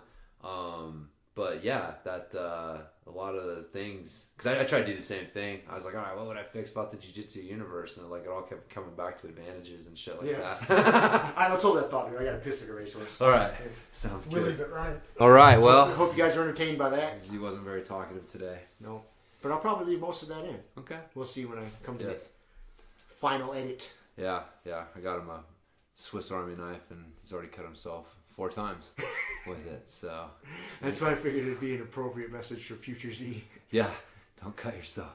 He's learning. There's only so many ways you can cut yourself. I had to show him how to cut, how to whittle, teaching him how to like take a stick. Yep, I was gonna ask you. I was just gonna ask that. Have you taught him how to whittle yet? Yeah, make a little spear. Make little spears. Yes. Use your sharp object to make more sharp objects. Yeah, I know. Yesterday we made one. We were out hiking, and I made him a little sharp stick, and he wants to run around with it. So I had to show him like how to hold it appropriately. Like so you don't doesn't get stuck. Yeah, you don't hold it with it like facing up. You hold it facing down. So there's a whole, you know. I told him if you ever see someone holding a knife and they're holding it facing up, you know they don't know what they're doing with it. That's right. So it's anyways. So now I have to teach him how to not stab himself with things. It's an important lesson to learn. It's important lessons, man, for sure. But that was the age. I remember getting a knife around that age. Heck yeah, I had one just like that. My first little Swiss Army knife. I think mine was red. Yeah, right. They had a red one, but blue is his favorite color. So. I would have rather had a blue one. So yeah, he's all about the blue. Yeah. But yeah, so Z and his pocket knife adventures. Hell yeah. So he's all. Yeah, yesterday he's bleeding. That's right. Yesterday's bleeding. He reopened the cut, and I told you this story, but it's just so fucking funny. I like to share it. He's like holding the cut. He was playing on the monkey bars, hit it on something, reopened one of the cuts, and is bleeding. And he's holding his shirt on it to try and stop the bleeding. And I'm like, man, you're gonna ruin your shirt. You're getting blood all over it. And it's a tank top that's got a big shark on the front. And he's like, I'm holding it over the shark's mouth so it looks like he ate somebody. Perfect. It was like great, and sure enough, you know, when he was done, kind of looked like that. The blood was all around the mouth of the shark, and it looked like he ate somebody. Perfect. So, but it's just, dude, that's part of his thought process. It's like, well, I'm gonna have to get my shirt bloody. Might as well get it bloody. May as well make it, yeah, exactly. Make it look like my shark ate somebody. Perfect. So, yeah, I know. Anyways, all right. So back to the Emperors of BJJ. The task at hand, which is fixing. Not a lot of fixing. I don't know. So what do you got? I don't know. I was gonna ask you what you got. What do I got? Yeah. I'll go first. Right. I got 4 things. I said one, like get rid of advantages. The advantage system is just a weird thing. Stop charging membership fees, especially for like, I don't know, this whole thing like the white belt and blue belt's not got to pay. Everybody. Like, everybody's got to pay. It's like, I don't know. Again, I don't understand all the logistics, but like I have to pay money so that I can have the privilege of entering the most expensive tournaments out there already. Yep. Kind of thing. So I feel like that's a little harsh. Stop penalizing leg lockers with your ridiculous reaping and, you know, giving people sweet points for coming up on a fucking straight ankle lock and shit like that. And the last one I put is don't poach scenes that other people have built. So, which was kind of the impetus for you being all mad at IBJJF in the first place. Right. And we'll elaborate on that is because IBJJF I think last year was the first year they did it, the Denver Open. Yeah. And last year they did it within about a month of the Fight to Win. Fight to Win is the tournament Seth Daniels puts on. It's a great fucking tournament, dude. Like, the guy does an awesome job. It's well ran. You get a ton of matches for not that much money. And it's safe. Refs are good. Like, dude, it's a good fucking event. I've been to a lot of shit jiu-jitsu tournaments in my 14, 15 years doing this. And his is not one of them. It's legit. And these fucking IBJJF comes in and does it within a weekend of his tournament. Yeah. Man, fuck off, man. Yeah, I know. To me, that's super annoying. Yeah. I mean, Seth probably doesn't give a fuck. You know, but it's got to affect the attendance. Yeah, man. I bet you. I guess that's the thing, though. Like, that's the weird thing, man. Like, it's got affected on some level. It probably doesn't affect it as much as we think. No, it probably doesn't. Because that's the weird thing with IBJJF is, man, outside of like your big tournaments, right? Or like they're not fucking super well attended. No. Like the Denver Open's not. Like I think not. Last year I had 2 guys in my division. Yeah. Two other guys, 3 of us. Right. You go on like Masters Worlds, like there's big divisions and shit there. But yeah, Kiel went to the Vegas Open. I did too. That was when I got point raped as a fucking black belt. Yeah. My first tournament as a black belt. Yeah, that's right. I remember that now. Oh yeah, I'm traumatized. But she had one person, right? So all that money, all that time, all that effort, and you show up and you got one other person in your division. And so it's kind of an interesting thing but for some reason, like, man, the IBJJF just has this, like those 4 letters are... This mystique. This mystique. It's like, I won the IBJJF Las Vegas Open. And it's like, yeah, there was like one other person in your fucking division. You beat one guy. Yeah. So, but people want that like I said, there's something with that. So that's the weird thing.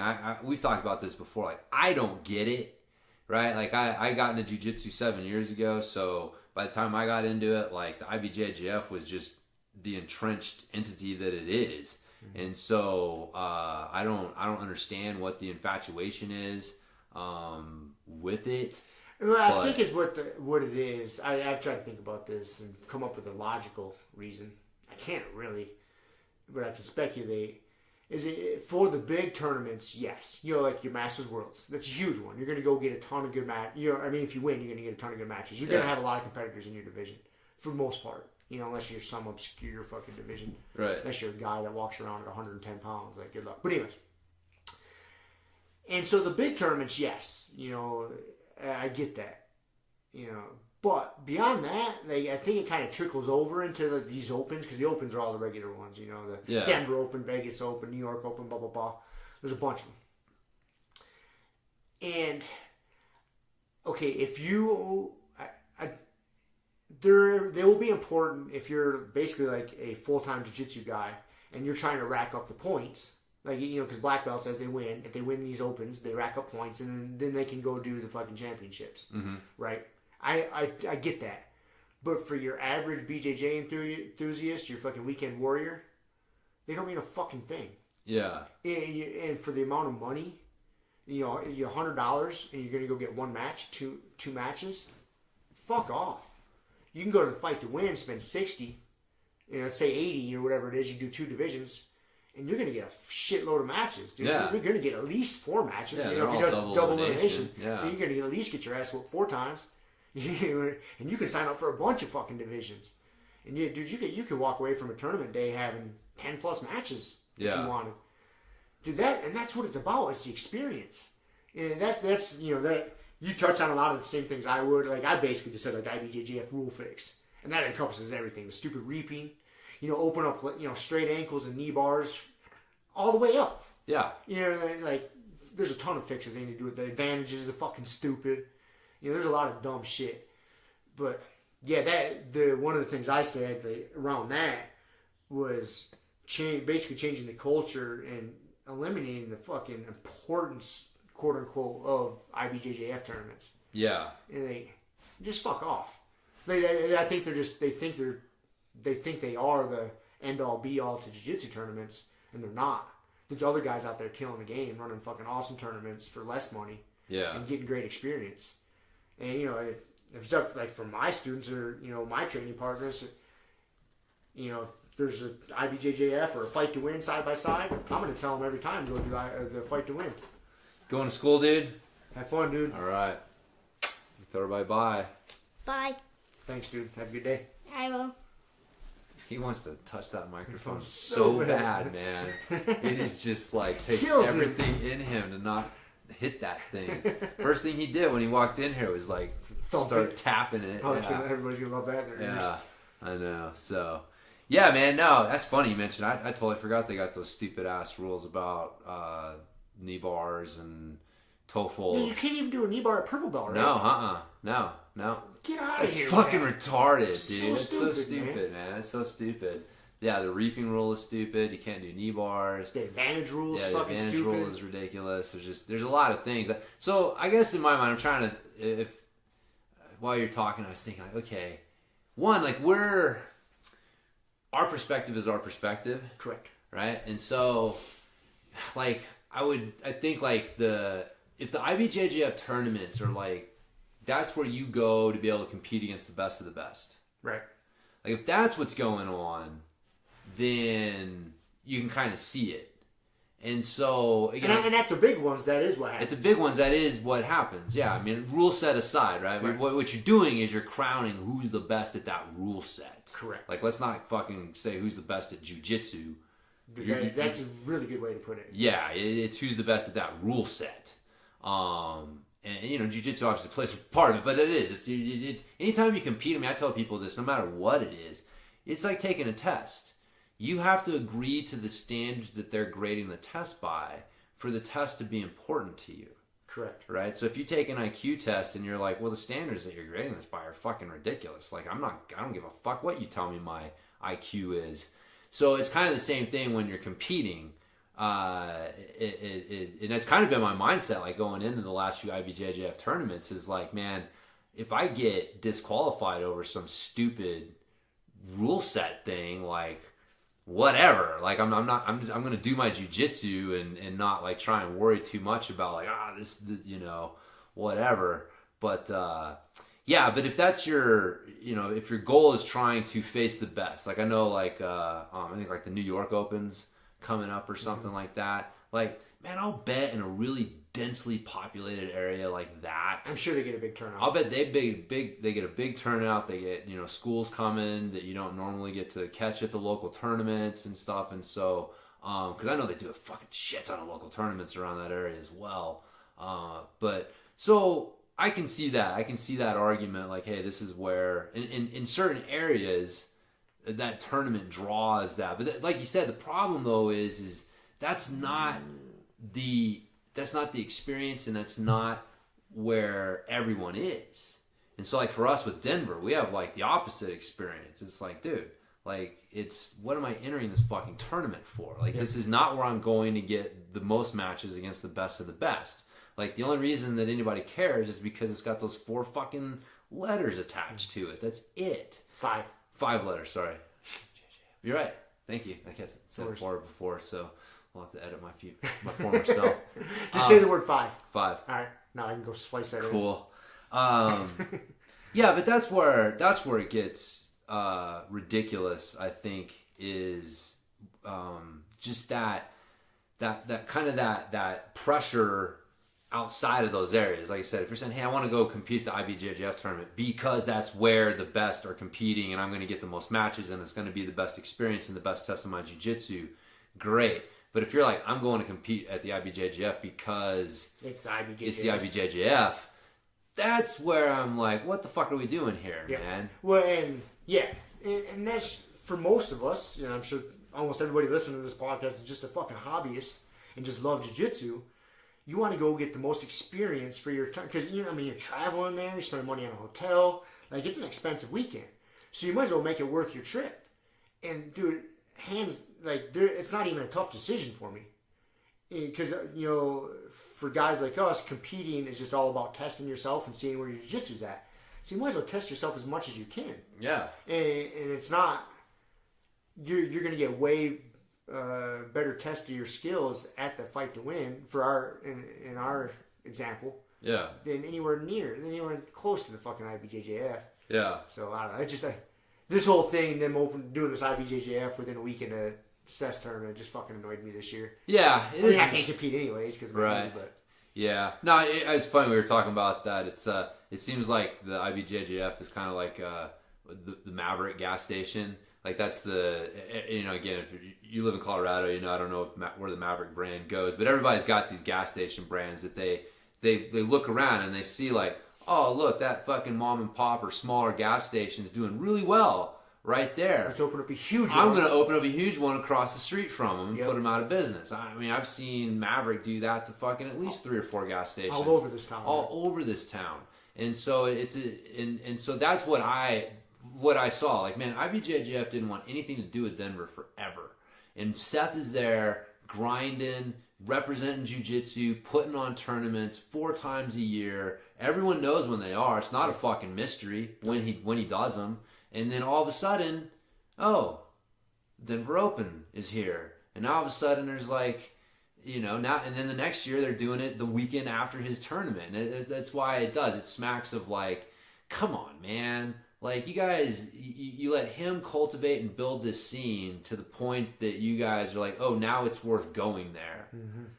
And at the very least, like, don't be so fucking obvious. Like have the tournament a month away, or like do it in the middle of summer. Yeah, man. There's so many other times you can do it. Seth's schedule is not a top fucking secret info. No, it's February, May, August, and November. Yeah. I mean, within a couple weeks here or there. You know what I mean? It's always then.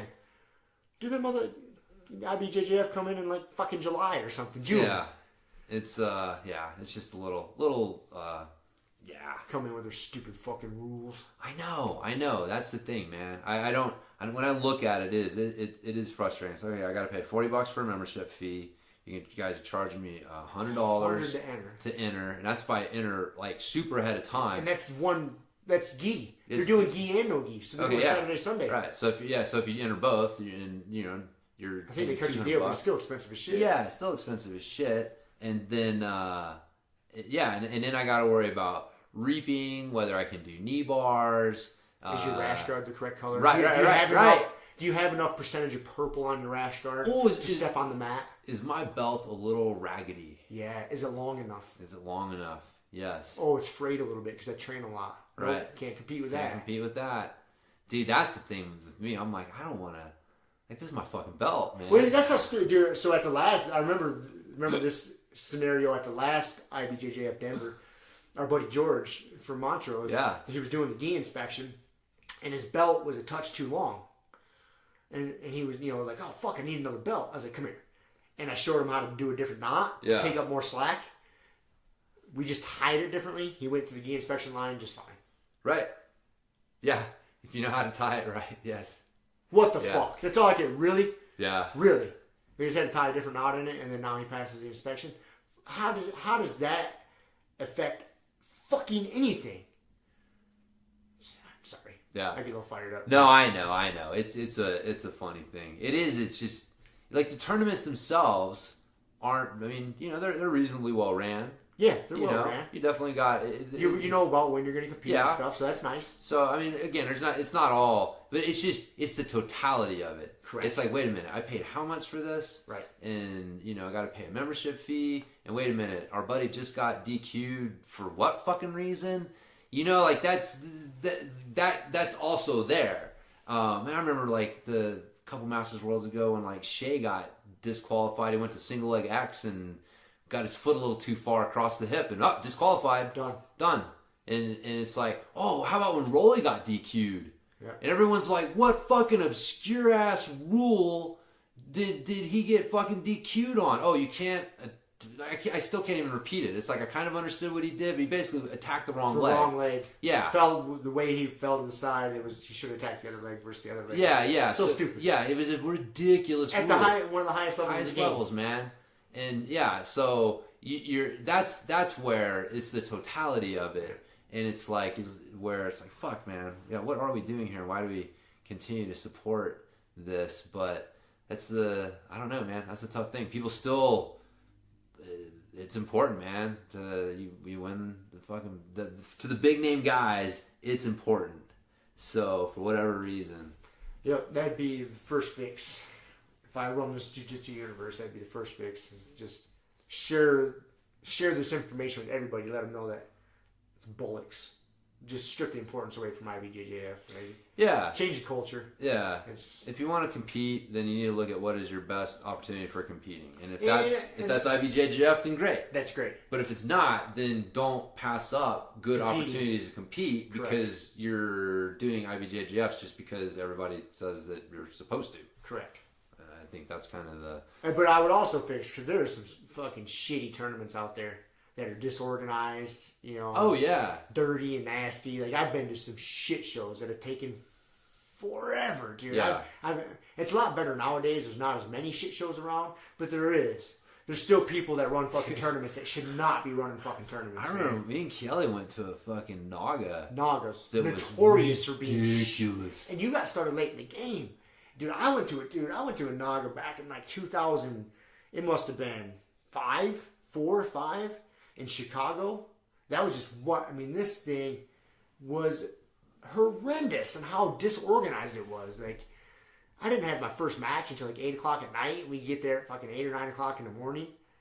And I ended up having like 2 matches, and I still hadn't done like my no-gi division or some or gi division. I walked out, I was like, fuck you guys. By this time it was like 10 o'clock at night.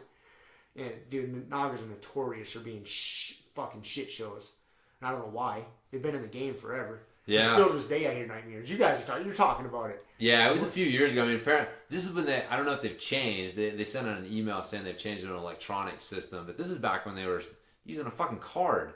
They had like, you'd get a card, and they had like a folder with like the plastic sleeves, and they're like trying to run it like that. And it was like, what are you guys doing over here?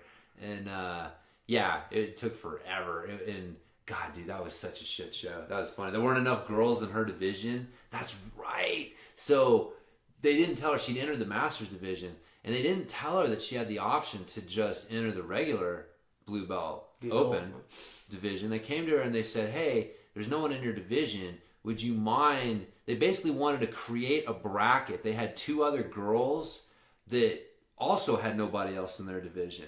And so they wanted to create a bracket for these 3 girls. And like one was 15 and like one was 16. They were both young, but the thing is one was lighter than the other. There was a big weight discrepancy. And so like Kelly was in the middle of them.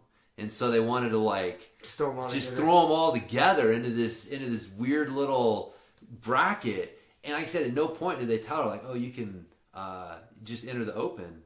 And so it was a funny thing, man. It was frustrating for her because she like had to whip the shit out of that poor like the younger girl who was smaller than her, and then the other girl was like some weird like competition prodigy chick. That it was like, well, why are you competing against, like, she should have been competing in the open, the adult division, right. Like she beat Kiele, and she was obviously really good. Like, she beat the younger girl that Kiele beat too by like, dude, I got a picture of it somewhere. I think she was up like 57-0. Literally 57. Literally, dude. It was. I mean, the girl was almost crying on the bottom. It was like, it was a point rapage. Yeah. It was one of those where she was just working the point. She never tried to finish her. It was just straight like, oh, let me catch half guard. Boom, out, mount. Oh, let's catch half guard. Boom, out, mount. Oh, catch half guard. Boom, out, mount. For fucking the whole time. And it's like, what are you... This was ridiculous, man. I remember I was so pissed. I was disgusted that this was like a display of sportsmanship. Yeah. You know, like the coach is sitting there like encouraging it. Yeah, just submit her. Right. We should be, hey, finish her. Finish her. Finish her. Finish this. What are we doing here? Finish like, it. hey man, you're up 25-0. This girl's obviously not going to do anything. Just finish it. Just finish it and be done. But she was just doing like, but that's the thing though, man. She was training for competition. Like competition in general is a funny thing. Yeah. So I mean, it's like, dude, go. I'm trying to pretend kill you, and you're trying to pretend kill me. But you run into people. So I was talking to Dan John about that. How in jiu-jitsu, we were just talking about how like in different sports, people confuse, like, you know, competing, like the rules of competition for competition itself or something like. Basically, like the whole point of the point system behind jiu-jitsu was to give you a clear route to get to a dominant position to finish the fucking fight. Yes, that's what the point system was designed for, and that's what it should be used for. Right. It was a guide to give you an idea of whether you were moving ahead or losing ground. Like, correct. What was the route for you to get to a dominant position to finish the fight? Exactly. Not to score points. Like, scoring points was not the point of the points. Right. But somewhere along the lines, it became the point of the points. Yeah. And then that's where advantages come in. Yep. And all this other weird shit. So, like, to me, man, I don't know. I think that points are a weird thing. So, I think that, anyways. Submission attempts should be worth points. But that's where advantages. Are they? Some tournaments. See, I think a legitimate submission attempt should be worth like a point. Actually, I think, the shit talk we did about Naga, I'm pretty sure Naga gives you points for legit submission attempts. I think that's good, man. Dude, if I got someone and like if they're having to defend it. Right. Like they're having to defend it, like then like, okay, that's a legit fucking submission attempt. Yep. So that deserves something more than a advantage, man. It's like, dude, I slapped fucking 4 submission attempts on you, and you stood up on me once when I had you in a straight ankle, and you win. Yep. Like, I think there's some tournaments like that Spider Invitational that they do, like that pro league. I think they get points for submission attempts. Yeah. If I recall, there's a few out there that do. Yeah, that would be one thing if I was going to fix the jiu-jitsu universe, is like figure out the point system, a way to make submission attempts more valuable, because men are hard to fucking get to. You're not always going to finish them, dude, because you're fucking fighting someone else good. Yeah. Like, you hope, right? Like, you want a good fight. You don't want someone who's a fucking slouch. So, man, sometimes just locking up a good submission attempt on someone who's really good, like, man, we know that's worth something. That's worth something, man. It's like, all right, like, okay, you need to finish it next time, but god damn, it's fucking hard to get there against good guys sometimes. So, but anyways, yeah, I don't know what the fuck all that means. So, there you go. That summed up a lot of what I would fix. The tournament format and the culture surrounding the tournaments. I do like all the things that you see nowadays, the different formats that are coming out. On that same vein, I would build a badass, basically like the quintet. A team-based. Yeah. Team-based. And I would even like to do like a season type thing, like the PFL. Ooh, that'd be cool. It'd be fucking cool, man. Teams from each city, and I pay them, if I'm Emperors, so I can run this shit. They all can be, so you can pay them enough to be professional athletes, have a season, have a team from each city. It'd be fucking, and have a little league. That was, me really, I may have been kind of high by the time I got to this idea. I like that though, man. I could see, if money was not an issue. Yeah. If I was Scrooge McDuck and I could make this happen, I would fucking do that. Yeah, it'd be cool as shit, man. That would be cool. That may be like the pathway to, jiu-jitsu. Because the team thing is definitely compelling. Yep.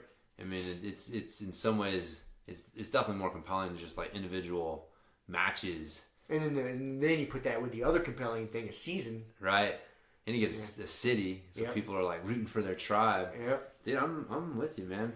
They used to have that, like the World Series of Fighting or whatever. No. It was back in the day. It wasn't the World Series of Fighting. It was the IFL. Okay. Yeah. Was the name of it. Yeah, because they had teams from cities. They had teams from. I'm pretty sure it was IFL. They'd have like city versus city. He's actually one of my first coach, Don Richard.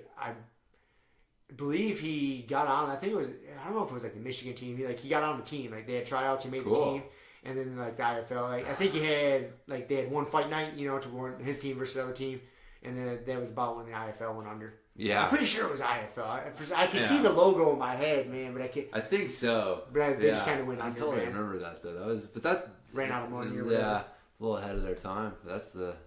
They had the right idea. Good idea. My eyes. Anyway. No, I like that. I like the team format. I think that's definitely part of the future of competition in jiu-jitsu. Well, and to make it more spectator friendly, you got to get the buy-in, just like we talked about at the beginning of this podcast, buy-in in the story.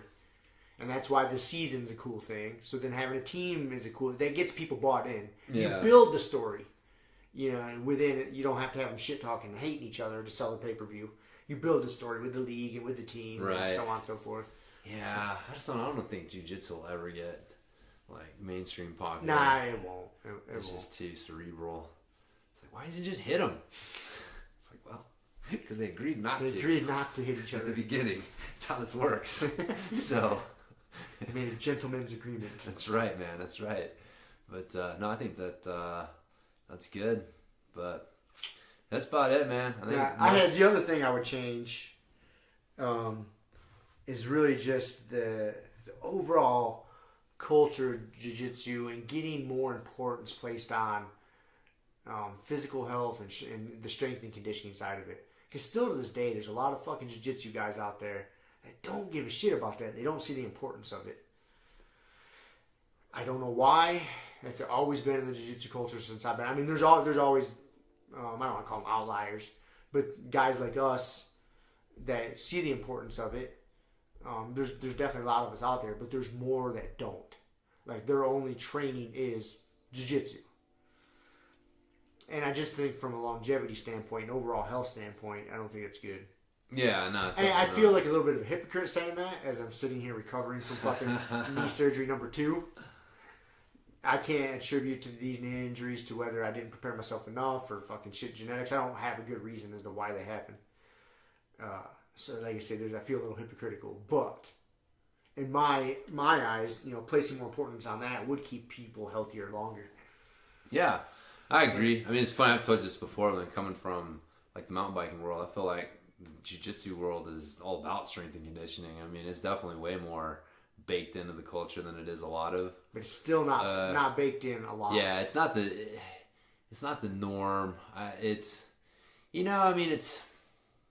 I don't. If you were to walk in like today, I mean, the whole thing like strength doesn't matter. I think that's just kind of. I mean, only people saying that now are just like parroting bullshit from the past. It's like no, strength matters. I think most people. Strength and size fucking matter. Yeah, I think most people would agree. If you were to ask them, hey man, is strength and conditioning and mobility training would it help? Is it important? Like the vast majority of people would say yeah. I mean, you still run into like again, like I go back to like mountain biking, but. I have to argue with mountain bikers as to whether strength training is even fucking important. Really? Oh, yeah. Because they're cyclists, man. Why do I need to do strength training? And so even though they're studied, like I said, but like that's the initial hurdle that you almost have to overcome in like especially in endurance sports like cycling is do you even need to strength train in the first place? And so like for me, jiu-jitsu's a breath of fresh air because at least we can all agree that it's important. That like it could. For the most part, I think you are right that the majority of people, if you walked into a gym and there was 10 people in there, 8 of them would probably agree with you. Yeah. 7 or 8 of them would agree with you that yes, it is important. You're gonna have a couple that are gonna be like, nah, fuck that. Yeah. I don't need to do that shit. Right. What do you want? Fucking big biceps? Right. Exactly. So, but the problem is there's a disconnect between what people say and what they do.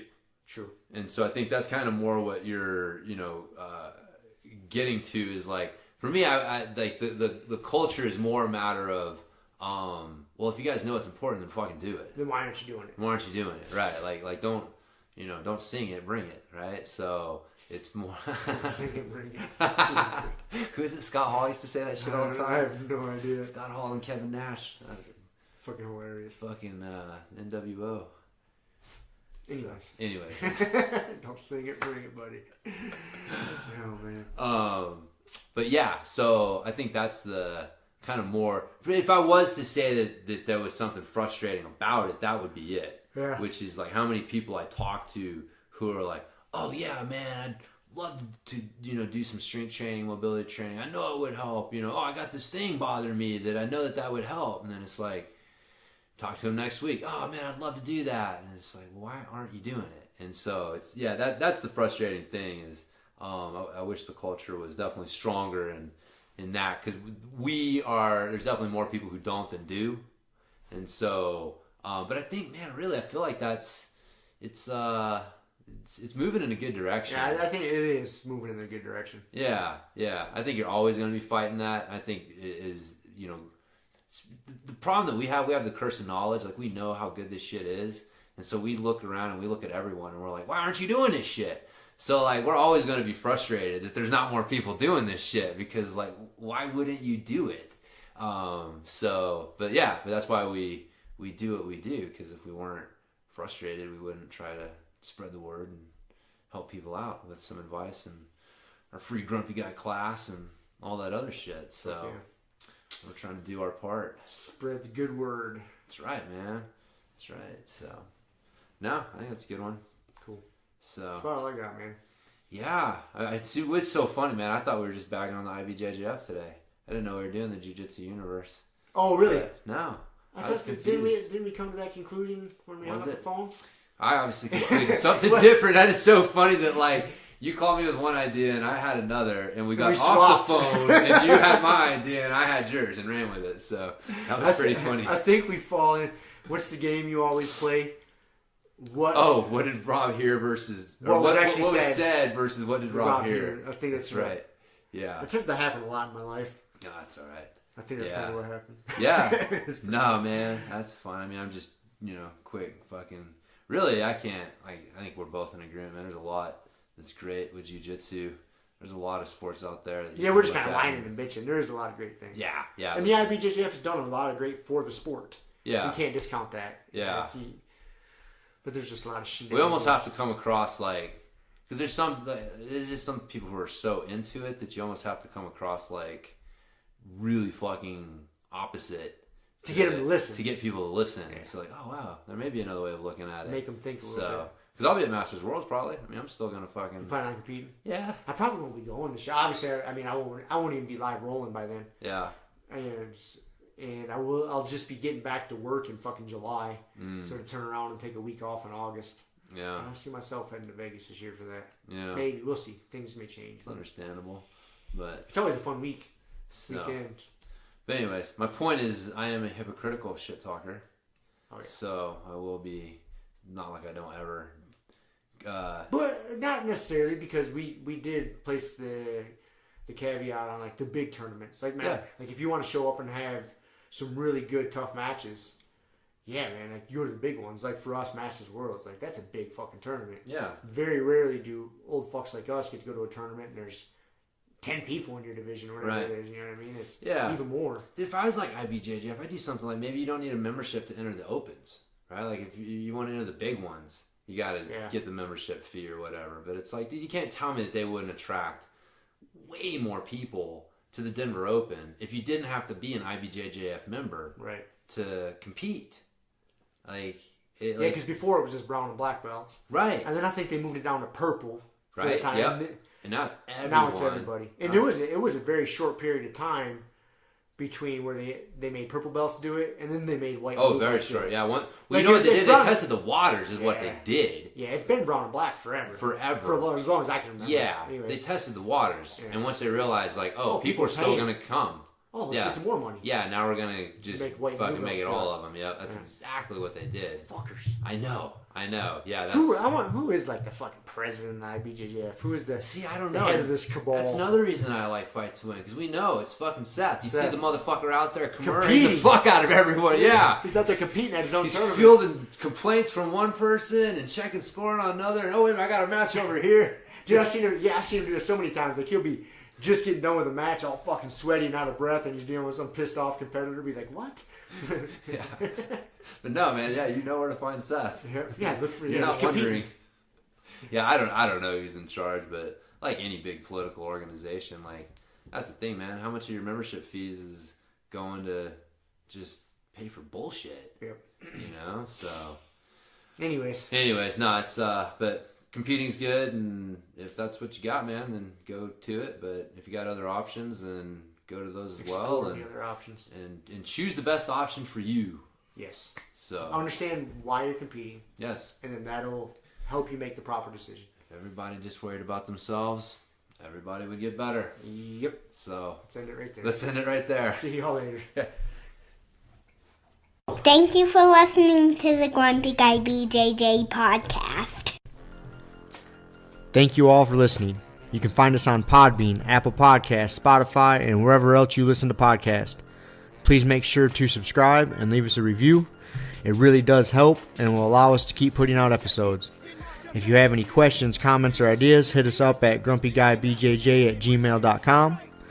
Also, go to our website, grumpyguybjj.com, and get signed up for podcast updates and get our free BJJ Improvement Starter Kit.